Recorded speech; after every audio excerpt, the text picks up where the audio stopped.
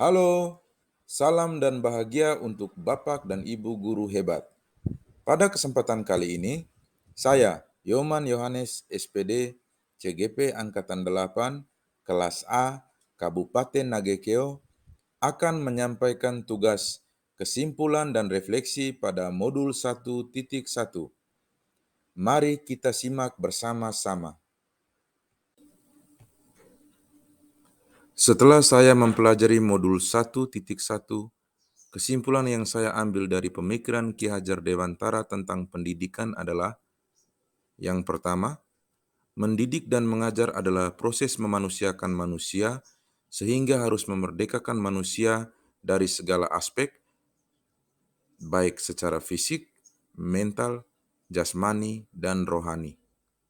Yang kedua, pendidikan adalah tempat persemaian benih-benih kebudayaan dalam hidup bermasyarakat. Yang ketiga, pendidikan menuntun anak sesuai kodrat alam dan kodrat zaman melalui proses yang baik. Yang keempat, pendidikan menghamba pada anak dengan memberikan penghargaan sesuai kodratnya masing-masing. Yang kelima, konsep trilogi pendidikan Ki Hajar Dewantara. Dan yang terakhir, pendidikan budi pekerti dan kedisiplinan serta bekerja sama dalam memecahkan sebuah masalah yang sesuai dengan konteks budaya masyarakat setempat.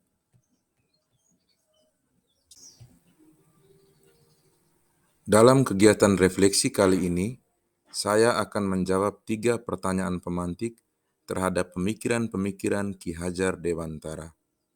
Pertanyaan yang pertama, apa yang Anda percaya tentang murid dan pembelajaran di kelas sebelum Anda mempelajari modul 1.1? Pertanyaan yang kedua, apa yang berubah dari pemikiran atau perilaku Anda setelah mempelajari modul ini? Dan pertanyaan yang terakhir, apa yang dapat segera Anda terapkan lebih baik agar kelas Anda mencerminkan pemikiran KHD? Baik, saya akan menjawab pertanyaan nomor 1. Apa yang Anda percaya tentang murid dan pembelajaran di kelas sebelum Anda mempelajari modul 1.1? Yang saya percaya tentang murid dan pembelajaran di kelas sebelum saya mempelajari modul 1.1 adalah: yang pertama, dengan melakukan tindakan-tindakan tegas dan menghukum peserta didik bisa merubah kebiasaan dan hasil belajarnya. Yang kedua, peserta didik hanyalah objek yang menerima pengetahuan tanpa terlibat langsung dalam memahami pengetahuan baru.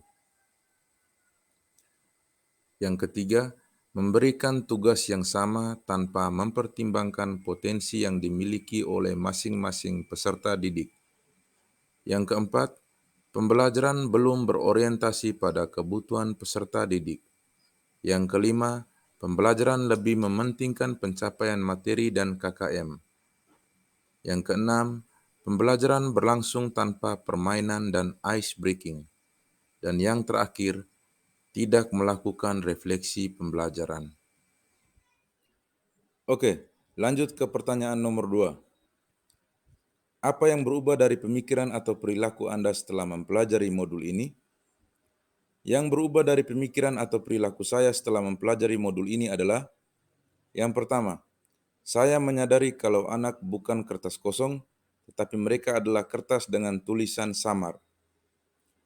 Tugas saya adalah menebalkan tulisan yang samar. Dalam hal ini, peserta didik sudah punya potensi sendiri sejak lahir, dan saya sebagai pendidik akan mengasah dan terus menggali potensi yang dimiliki oleh peserta didik saya hingga peserta didik menjadi selamat dan bahagia. Yang kedua, peserta didik adalah individu yang unik dengan karakteristik yang berbeda baik dalam cara belajarnya, minat, maupun bakat. Yang ketiga, pembelajaran tidak semata-mata hanya pengetahuan saja, tetapi bagaimana pendidik harus menumbuhkan kedisiplinan, budi pekerti, dan bekerja sama sesuai dengan konteks sosial budaya masyarakat setempat. Yang keempat, melaksanakan pembelajaran yang menggunakan metode belajar sambil bermain dan bermain sambil belajar serta diselingi dengan ice breaking yang menumbuhkan semangat belajar peserta didik. Yang terakhir, saya tidak menuntut, tetapi harus menuntun dalam proses pembelajaran. Pertanyaan yang terakhir, apa yang dapat segera Anda terapkan lebih baik agar kelas Anda mencerminkan pemikiran KHD? Yang dapat segera saya terapkan lebih baik agar kelas saya mencerminkan pemikiran KHD adalah: yang pertama, saya merancang pembelajaran yang lebih mementingkan dan melihat kebutuhan, kemampuan, serta minat dan bakat peserta didik. Yang kedua, ketika dalam proses pembelajaran, saya akan menghilangkan tindakan tegas dan hukuman yang membuat ketakutan dalam proses belajar peserta didik. Yang ketiga, saya merencanakan pembelajaran yang lebih bervariasi dengan menggunakan sumber daya dan alam sekitar, serta mengaitkan materi dengan kehidupan nyata di sekitarnya. Yang keempat, menciptakan proses belajar yang menyenangkan dengan menggunakan metode belajar sambil bermain dan bermain sambil belajar, serta menambahkan ice breaking di sela-sela proses belajar bersama peserta didik. Yang kelima, saya merencanakan pembelajaran yang sesuai dengan keterampilan abad 21. Yang keenam, saya menumbuhkan kedisiplinan, budi pekerti, dan semangat gotong royong yang sesuai dengan konteks sosial budaya masyarakat setempat. Yang ketujuh, menggunakan trilogi pendidikan Ki Hajar Dewantara dalam pembelajaran. Yang terakhir, membuat refleksi pembelajaran. Demikian presentasi tugas saya. Sekian dan terima kasih. Salam dan bahagia untuk kita semua.